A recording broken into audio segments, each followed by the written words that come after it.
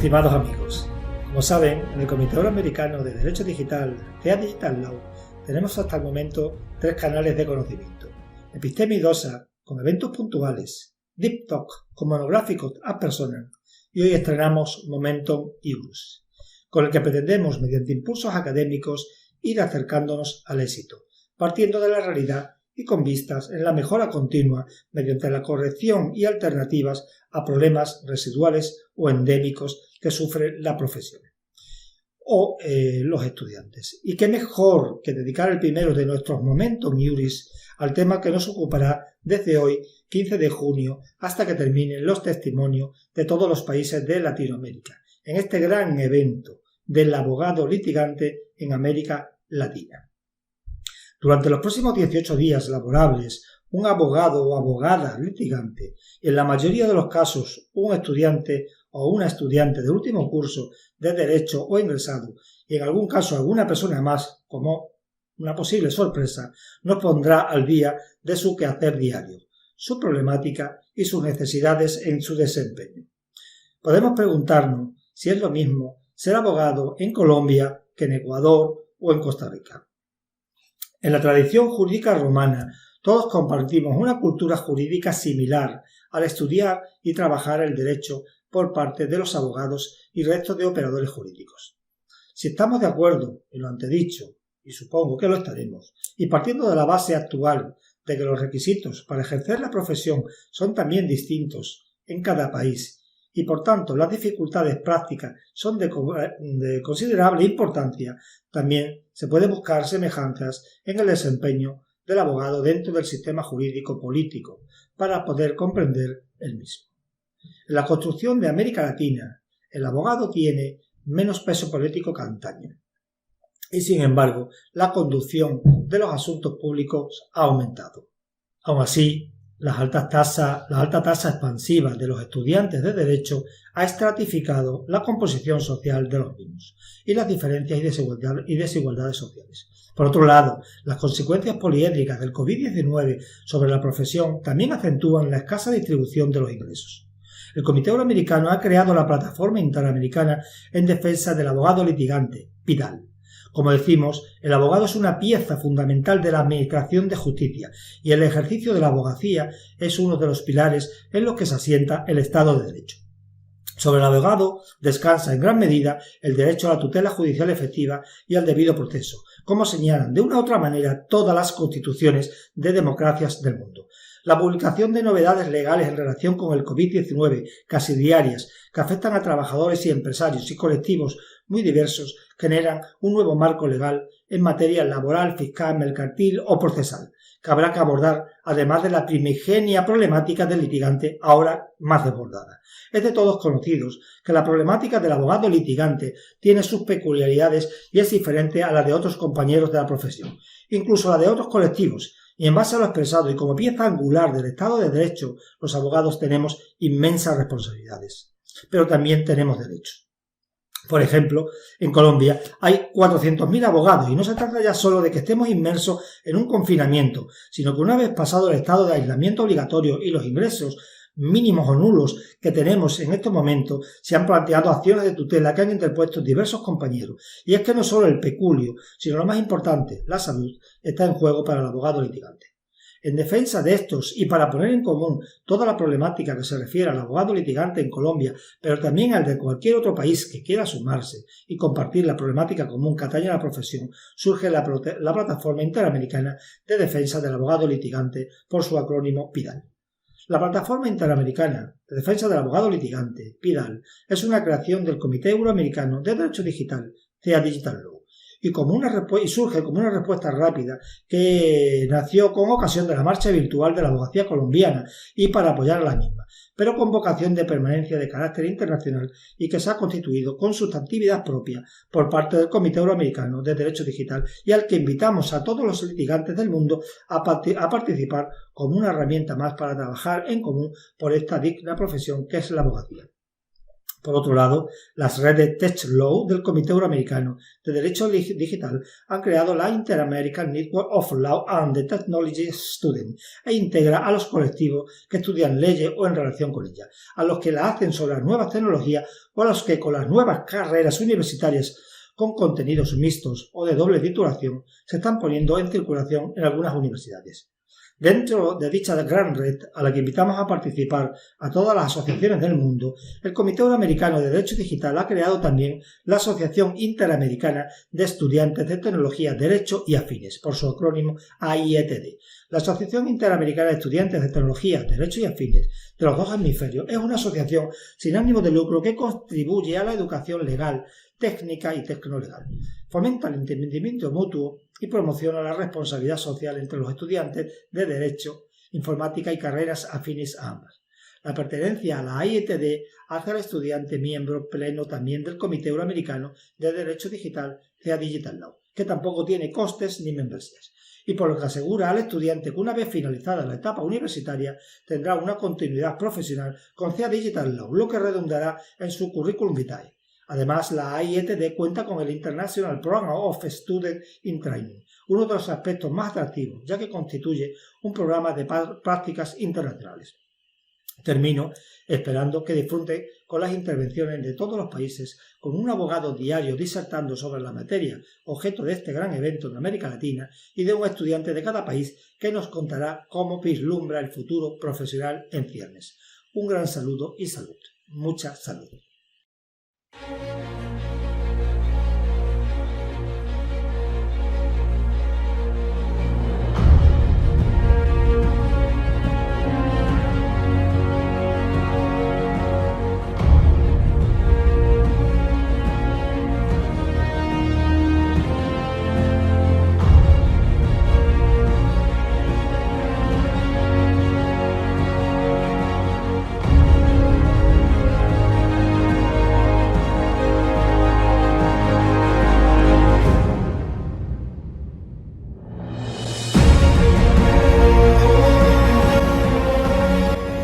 Breve resumen del currículum vitae de la doctora Annabelle Pari. Estudios concluidos del doctorado por la Universidad San Martín de Porres. Magíster por la Universidad Nacional San Agustín de Arequipa. Especialista en Derecho Procesal y Civil. Licenciada en Administración por la Universidad Nacional San Agustín de Arequipa. Abogada por la Universidad Nacional San Agustín de Arequipa. Ha desarrollado su carrera profesional de Derecho en la defensa jurídica del Estado peruano, ante fueros judiciales y extrajudiciales, por más de 12 años a nivel nacional. Breve resumen del currículum vitae de la señorita Marilei Vanessa. Estudiante de Derecho en la Universidad de Lima. Muy buenos días, mi nombre es Annabelle Pari Galindo, soy abogada titulada por la Universidad Nacional de San Agustín de Arequipa, con colegiatura del Colegio de Abogados, magíster en Derecho Civil y estudios doctorales en la Universidad San Martín de Porres en Lima, especialista en procesal y tengo 14 años de experiencia en el litigio. El día de hoy vamos a desarrollar el tema del abogado litigante en el Perú. ¿Quién es el abogado litigante en el Perú? El abogado litigante es aquel que sale todos los días a hacer visitas y a entrevistarse con jueces y magistrados, aquel que prepara demandas y estrategias de defensa ante los órganos jurisdiccionales mediante respuestas rápidas e idóneas en sus escritos. Cabe precisar que existen pocas abogadas litigantes en el Poder Judicial del Perú. Somos pocas las mujeres que nos dedicamos a esta área. Mi meta es seguir consolidándome en el mercado como una abogada reconocida, una abogada litigante, ¿no? ¿Por qué hay pocas mujeres litigantes en el Perú? Hay que tener en cuenta especial para esto que es necesario tener con un carácter especial, ¿no?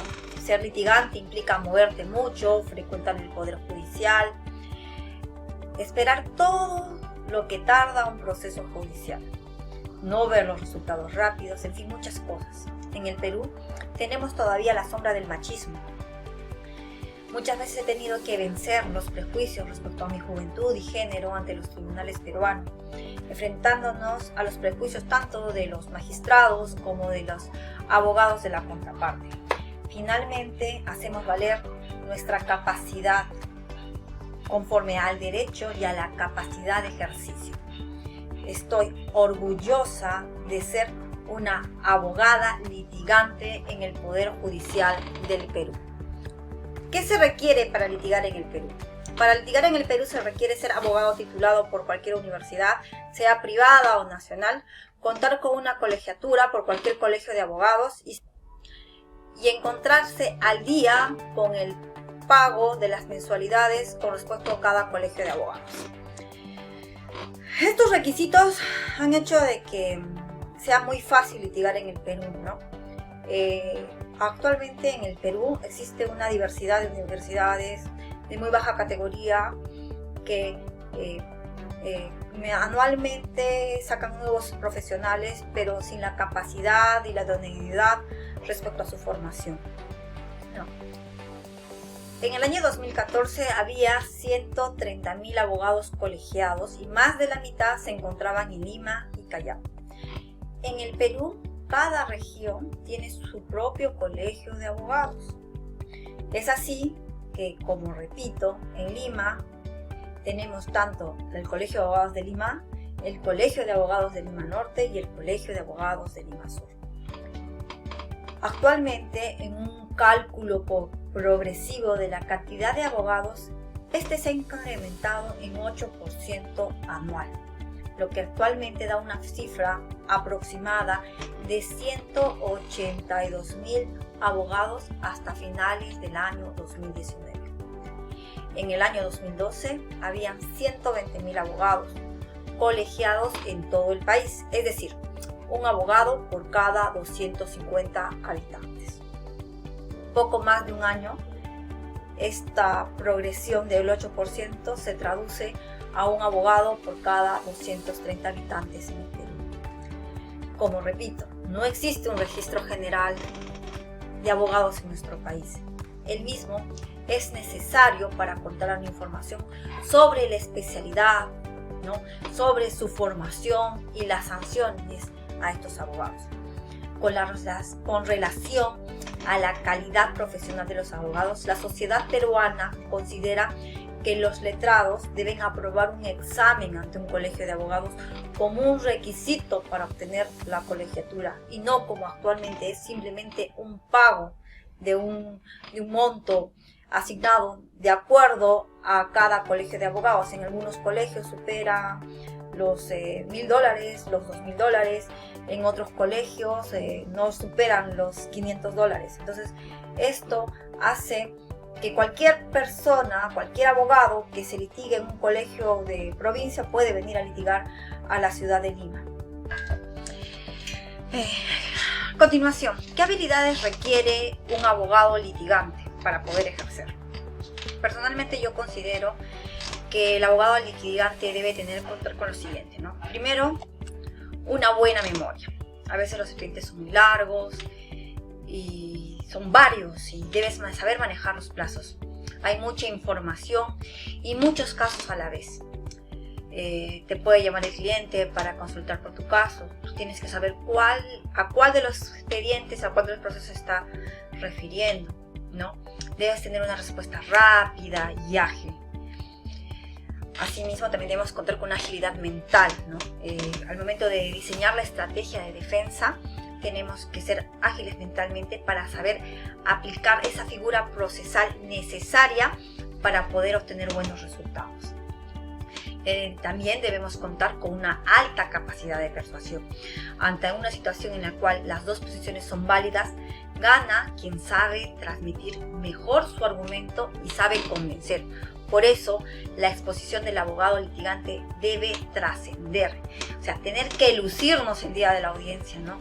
De tal forma que persuadimos al magistrado, a los miembros de la sala, inclusive persuadir a la otra parte de que nuestra posición es conforme a derecho y la mejor para poder ganar nuestra causa, ¿no? Tenemos que tener un conocimiento de la teoría y de la práctica, tanto de los hechos, dominar los hechos, ¿no? Y hacer una subsunción de los hechos a la norma. va a lograr que nosotros tengamos éxito en nuestras causas, ¿no? Esta capacidad de persuasión tiene que ir acompañada necesariamente de un conocimiento de la teoría y de la práctica. Tenemos que ser detallistas. Creo que el abogado litigante debe ser muy detallista, debe pensar rápido y prepararse muy bien para cada caso. Tenemos, asimismo, una última habilidad que debe tener un abogado es aquella capacidad de análisis.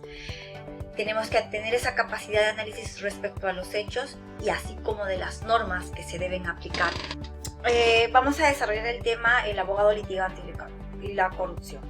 La profesión de abogado, como usuario habitual del sistema de corrupción que todos nosotros, por acción o omisión, hemos contribuido a crear. Esta cadena de corrupción empieza cuando un cliente, sea una persona natural o jurídica, requiere la defensa en un caso determinado. El primer problema es que, como resulta lógico, todos los clientes desean tener las mejores posibilidades de éxito. A casi nadie, por no ser absoluto, le interesa una defensa brillante con un resultado adverso. Todos quieren ganar. Entonces, como el cliente quiere ganar, muchas veces el abogado acepta y asegura un resultado que no podemos asegurar porque nosotros no tenemos en cuenta los factores externos que rodean a nuestra causa. Nadie puede asegurar un resultado salvo que efectivamente lo asegure. Tenemos la obligación de explicar al cliente que si tenemos una causa justa, con una defensa adecuada, el final, la justicia se va a abrir paso para nosotros. Debemos hacer olvidar al cliente de esa frase tan latina y tan corrupta, ¿no? Ellos nos dicen, tráeme resultados, no importa cómo lo hagas. Nosotros, como abogados litigantes, no debemos proponer soluciones ingeniosas para que el cliente esté satisfecho y nos siga contratando. Entonces, coloquialmente, no debemos caer en la tentación del aceite. De esta manera, el mercado, la sociedad, aprenderá a valorar al que mejor arte de litigar tenga, ¿no? Aquel abogado que sepa litigar con conocimiento, con estrategia y con capacidad. Los mejores ganarán. La labor del abogado litigante antes del estado de emergencia por el COVID-19 en el Perú. La situación del abogado litigante ya era adversa. Nos enfrentábamos a factores externos como la competencia desleal y barata, ¿no? Esa competencia desleal por aquellas personas que no son abogados, pero en su ánimo y en su conocimiento ejercen la defensa jurídica alquilando la firma de cualquier otro abogado, ¿no? Esta competencia desleal y barata, sin calidad, hace que el litigio en el Perú se vea menoscabado. Otro factor externo al cual nos teníamos que enfrentar es la alta carga del Poder Judicial. La administración de justicia en el Perú toma su tiempo, porque existe una alta carga de casi de 1000 expedientes por juzgado en promedio, lo cual es inmanejable. Por esa razón, un proceso que debería durar un año en realidad toma 4 o 5, de los cuales 3 son en primera instancia. Un proceso del exalojo, que es el ejemplo claro, que debería durar entre 3 o 4 meses, en primera instancia dura actualmente 2 años. Esa es una realidad a la que el abogado litigante debe enfrentarse y debe tener paciencia para lograr buenos resultados ante el Poder Judicial. Otro factor externo al cual tenemos que enfrentarnos es la corrupción dentro del Estado. Probablemente nuestra causa sea justa, nuestra defensa sea justa, sin embargo nos enfrentamos ante la corrupción del Estado, ¿no? El amigo en el Perú existe una mafia respecto a los cuellos blancos enquistada dentro del Poder Judicial, en el cual se vieron involucrados en su momento magistrados tanto a nivel supremo, magistrados de las Cortes Superiores, magistrados de primera y segunda instancia, ¿no? Entonces, lamentablemente, el abogado litigante que puede tener una causa justa, nos vemos y nos enfrentamos ante este monstruo de la corrupción al cual no debemos ingresar, ¿no? Asimismo, otro factor externo es la transición del modelo escrito a oral. Este cambio que se produce en el derecho procesal, este cambio del rol que debe asumir como abogado litigante en los procesos. Actualmente, en la mayoría de países de Latinoamérica, tenemos el modelo del civil law, ¿no? A diferencia del common law, todo es oral, todo se resuelve mediante un jurado, ¿no? En cambio, en el civil law presentamos escrito, todo es escrito, la demanda es escrita, la contestación es escrita, las excepciones son escritas, todo es por medio de escritos. Actualmente en el Perú estamos haciendo una transición del modelo escrito al modelo oral. Esta transición respecto al órgano, respecto a la materia laboral se ha ido dando, y respecto a la materia penal también se está dando con sus altibajos respecto a ciertas modificaciones que han retraído o han retrocedido al modelo escrito. Actualmente existe una oralización del proceso civil al cual la mayoría de los abogados litigantes nos dedicamos. Cabe indicar que en los procesos orales las peticiones de los abogados, alegatos, las pruebas y los recursos requieren del uso de la palabra, siendo indispensables que los profesionales del derecho, nosotros los abogados litigantes, sepamos expresarnos adecuadamente a fin de que el juzgador no solo entienda el mensaje transmitido, sino que además sea capaz de persuadirlo en favor a la posición que defiende. En el Perú, durante más de 100 días se ha suspendido la atención y funciones del Poder Judicial, exceptuando aquellas de naturaleza penal y constitucional que vulneran los derechos a la libertad personal de los ciudadanos peruanos. Sin embargo, es claro que una vez levantada la suspensión de las actividades del Poder Judicial, va a tener efectos previsibles en el aumento de la carga procesal, con el legítimo interés de que nosotros, los abogados litigantes, logremos que nuestras causas que han sido paralizadas continúen e iniciar unas causas nuevas. Cabe precisar que el abogado litigante ha sido dejado de lado debido a que nosotros como prestadores de servicios no hemos podido ejercer nuestras funciones, lo cual ha impedido que recibamos la contraprestación económica necesaria para la supervivencia. Nosotros, abogados litigantes, hemos tenido que adecuar a este estado de emergencia y reinventarnos respecto a estos cambios por los cuales estamos pasando. Cabe precisar que el Poder Judicial ha implementado medidas para preservar la salud de los magistrados, funcionarios y trabajadores del Poder Judicial, así como de los propios usuarios y del sistema de administración de justicia, como nosotros los abogados litigantes. En el ánimo de cuidar la salud de estos magistrados, se está restringiendo el acceso del abogado litigante al Poder Judicial. Ya no podremos ingresar a entrevistarnos con los magistrados y tampoco hacer aquellos impulsos que realizábamos en las mañanas de 8 a 8:45, de 8:15 a 9 de la mañana. Ya no podemos tener ese tipo de entrevistas para poder impulsar nuestras causas. ¿Por qué? Porque solo podrá ingresar a los distintos organismos judiciales del Estado para las audiencias o por mandato judicial. Asimismo, respecto a la presentación de los escritos, solo se recibirán escritos con vencimiento de plazo de las demandas. Aquellos plazos de prescripción y caducidad, recursos como las contestaciones, excepciones y medidas cautelares y otros urgentes.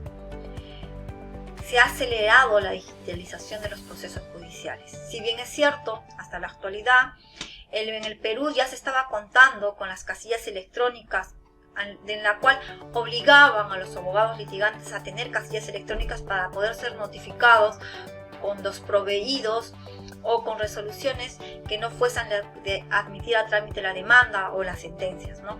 Con aquellas resoluciones, autos y proveídos que impulsaban el proceso judicial. Asimismo, también antes de esta pandemia, ya se había iniciado la digitalización de los expedientes, como en los casos comerciales. Esta coyuntura ha hecho que se adelante la digitalización de los procesos a través de la creación de las mesas de partes electrónicas, en el cual nosotros presentamos nuestras demandas y estas son escaneadas y inmediatamente subidas a la nube, ¿no? De la cual se va a llevar a cabo estos procesos judiciales en forma digital y podemos ejercer la defensa.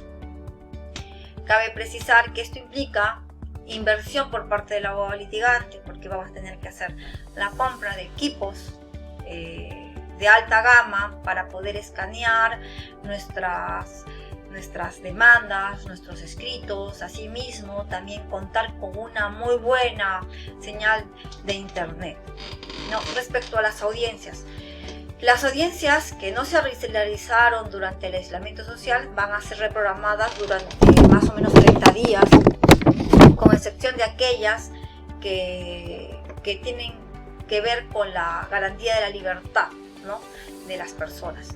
Vencido este plazo de 30 días, las audiencias van a ser netamente virtuales. Repito, las audiencias van a... Esta realización en forma virtual se realizará de acuerdo al protocolo que establecerá el Poder Judicial. Excepcionalmente se realizarán audiencias en forma presencial de los casos ya iniciados y que son de necesario e inminente desarrollo. Los terceros citados a audiencia deberán esperar fuera del despacho hasta que corresponda su participación. La sala de audiencia va a contar con un personal máximo e indispensable, respetando la distancia social y un aforo que no supere el 40% de la capacidad original. Asimismo, otro cambio fundamental es que las audiencias se van a realizar los días sábados. En el Perú, las audiencias se realizaban de lunes a viernes en los horarios de 8 a 4:45. Era el horario de funciones del personal del Poder Judicial. Actualmente, debido a este cambio de la pandemia y a la distancia social, las audiencias también se van a realizar los días sábados. En los procesos donde se utilice la oralidad en la lectura de los autos, solo se hará un resumen y lectura de la parte decisoria, indicando que se debe notificar por cédula el contenido de las resoluciones a la casilla electrónica, que la mayoría de los abogados ya la tenemos, ¿no? Todas las resoluciones judiciales se notificarán en las casillas electrónicas, sin perjuicio de las formas que establezca de ley. Esto quiere decir que ya nos van a notificar tanto el admisorio de la demanda como las sentencias, ¿no?, que ponen fin al proceso. Las audiencias de la Corte Suprema, hasta la normalización de las actividades sociales y sanitarias, se digitalizarán los expedientes pendientes de calificación. Cabe precisar que la mayoría de magistrados se encuentran dentro del factor de riesgo, con personas mayores a 65 años, con distintas enfermedades, razón por la cual los magistrados de la Corte Suprema tienen que tener mayor cuidado con su salud. Por lo tanto, no vamos a tener el acceso que antes teníamos. Respecto a las audiencias de las salas superiores, corremos igual suerte, ¿no? Los jueces mayores a 65 años que están en este factor de riesgo van a hacer un trabajo remoto. En conclusión, el Poder Judicial del Perú ha dictado distintas medidas de reactivación de los órganos jurisdiccionales y administrativos del Poder Judicial dentro del contexto de esta pandemia mundial del COVID-19. Estas medidas de reactivación también restringen las formas de acceso del abogado litigante. El abogado litigante ya no va a tener el mismo acceso al magistrado que tenía hasta antes de la pandemia del COVID-19. Ya no vamos a poder entrevistarnos con los magistrados ni poder realizar los impulsos. Otra forma en la que vamos a ver restringidas nuestras funciones va a ser el hecho de que todo documento va a tener que ser presentado en forma digital, lo que implica la adquisición de equipos de alta gama ¿no? Inversión por parte del abogado litigante que ha tenido paralizado 100 días, ¿no? Más de 100 días y no ha tenido ingresos, mayores ingresos, vamos a tener que hacer una inversión para poder digitalizar nuestros documentos. Otro factor que va a haber afectado las funciones del abogado litigante va a ser el hecho que tenemos que adecuarnos a una digitalización que está siendo acelerada, sin la debida planificación. Esta digitalización va a abrir la puerta a los atisbos de la corrupción, ¿no? Esperamos que el personal del Poder Judicial sepa manejar, ¿no?, estas medidas de reactivación sin afectar los derechos e intereses de los usuarios y de los abogados litigantes. Definitivamente el cambio después de la pandemia va a incidir mucho en la labor del abogado litigante en el Perú. La reactivación económica del abogado litigante. Las actividades jurídicas están previstas dentro de la fase 2 de la reactivación económica del Perú. Luego de que se encontraran paralizadas por las medidas de aislamiento frente al COVID-19, para ello los colegios de abogados, los distintos colegios de abogados a nivel nacional han realizado modelos de plan de vigilancia y control del COVID-19. Dicha norma, el Decreto Supremo 101/2020, expedido por la Presidencia del Consejo de Ministros, dispone el inicio de la segunda fase de la reactivación económica en el país, en el cual se encuentran los servicios jurídicos. La misma norma indica que para el inicio de las actividades, los estudios jurídicos primero deberán elaborar su plan para vigilancia. Segundo, deberán registrar su plan para la vigilancia, prevención y control del COVID-19 en el trabajo en el Sistema Integrado para COVID-19 del Ministerio de Salud, para lo cual deberán tener en cuenta los lineamientos para la vigilancia y salud establecidos por el Ministerio de Salud del Perú. Asimismo, no solo debe quedarse en la elaboración y en el registro, sino que también tenemos la obligación de observar estos lineamientos y cumplirlos dentro de nuestro estudio jurídico. Las acciones para el reinicio de las labores de los estudios jurídicos. Estos planes de vigilancia, elaborados por los distintos colegios de abogados a nivel nacional en el Perú, prevén una serie de protocolos como la limpieza y desinfección de los ambientes de los estudios jurídicos, así como la obligación de contar con implementos de protección para los abogados y usuarios, como son las mascarillas, los guantes, entre otros, así como el hecho de contar con alcohol en gel o jabón para el adecuado lavado de las manos, ¿no? De igual manera, tenemos que contar con una lista de verificación de la sintomatología y antecedentes personales del COVID-19, el cual tendrá de carácter declarativo para las personas que ingresen a laborar a los distintos estudios jurídicos. Tenemos que garantizar el distanciamiento social obligatorio no menor a 1 metro, por lo cual está prohibido promover reuniones de trabajo y se está buscando que las reuniones y las sesiones se realicen de forma virtual. Asimismo, en el Perú se ha reducido el aforo de los estudios jurídicos en caso de tener un estudio jurídico pequeño o reducido a 3 personas y en caso de contar con un estudio amplio a 7 personas. Todas estas restricciones y estas medidas de implementación primero van a repercutir en el factor económico, porque vamos a tener que elaborar estos protocolos que deben ser registrados y que deben ser cumplidos. Asimismo, la implementación de estos también tiene un costo, porque vamos a tener que adquirir mascarillas, guantes y implementos de desinfección. Otro costo adicional es que ya no vamos a poder tener a nuestros clientes esperando en el estudio, ¿no? Vamos a tener que tener en cuenta que las reuniones van a tener que ser especiadas, no vamos a poder tenerlos a todos juntos y bueno, y contar una vez más con una plataforma o contar con un internet de alto de alto nivel de navegación para poder realizar estas reuniones virtuales que el gobierno peruano está sugiriendo para nuestras labores.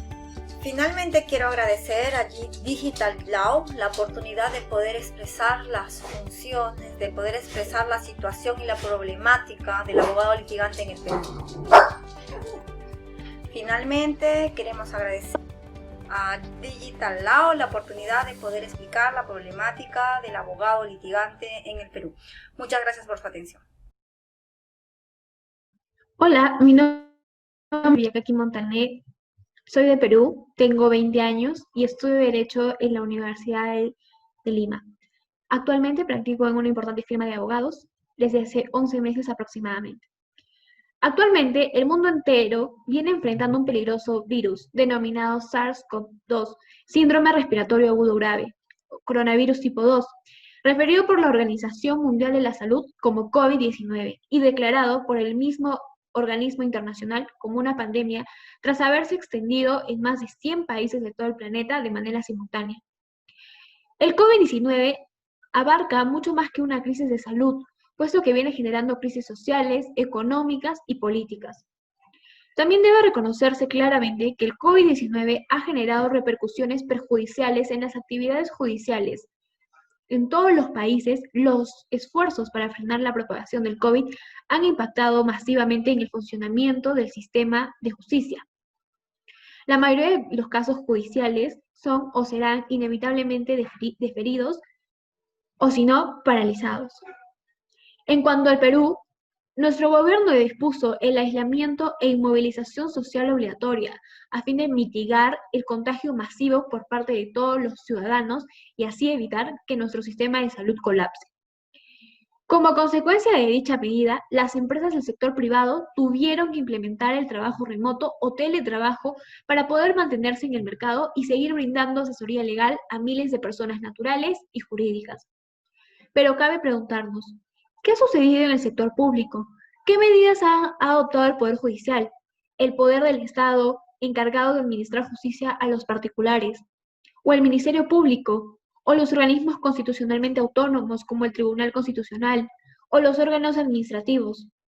Son interrogantes que me gustaría tocar en este espacio. En primer lugar, en materia penal, por ejemplo, el panorama que se proyecta no necesariamente es alentador.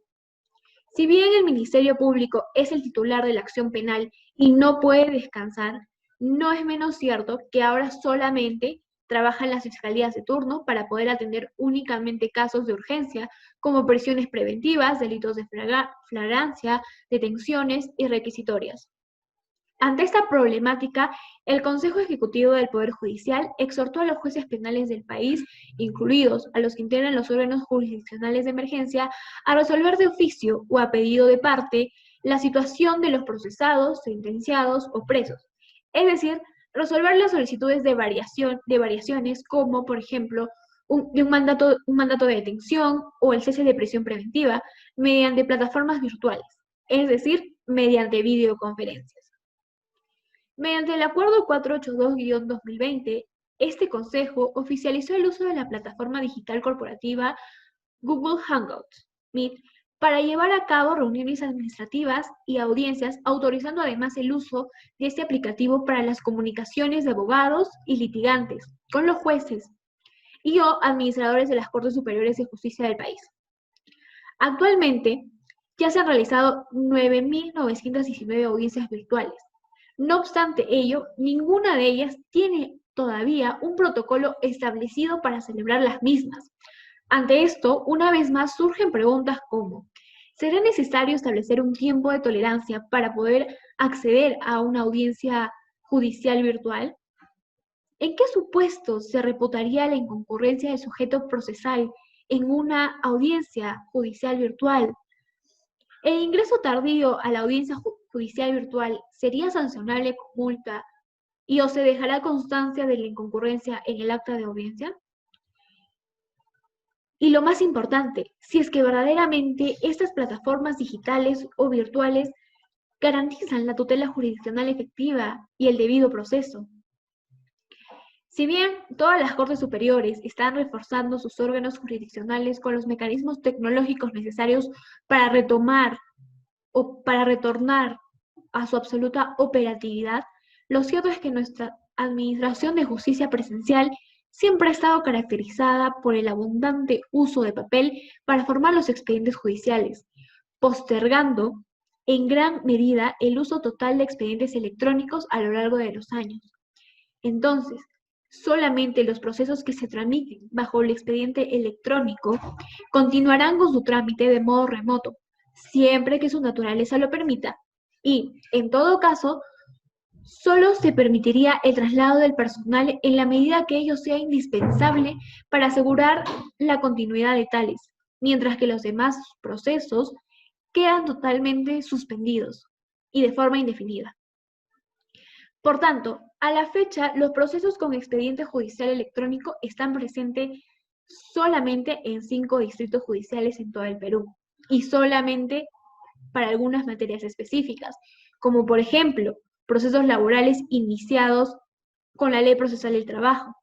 Asimismo, según datos del Poder Judicial, a diciembre de 2019 vienen siendo tramitadas un total de 126.000 demandas, en tanto que también han sido virtualizados poco más de 1 millar de expedientes en la Corte Suprema. En términos comparativos, concluimos que los procesos bajo el expediente judicial electrónico representan un número muy menor respecto del total de los procesos judiciales a nivel nacional. Finalmente, concluimos que no se trata de que nuestro sistema judicial emplee el trabajo remoto apoyándose en tecnología hasta que termine el aislamiento y luego retornar a las labores en los tiempos anteriores a la pandemia, sino que se trata de aprender algo de esta situación, buscando soluciones para hacer más eficiente la propia gestión del trabajo del Poder Judicial y simplificar la vida del litigante y de los abogados. Es decir, resulta absolutamente necesario gestionar los procesos judiciales de forma eficiente, evitando largas diligencias presenciales de las cuales bien podrían prescindirse si es que se pueden realizar válidamente audiencias judiciales virtuales con un debido protocolo,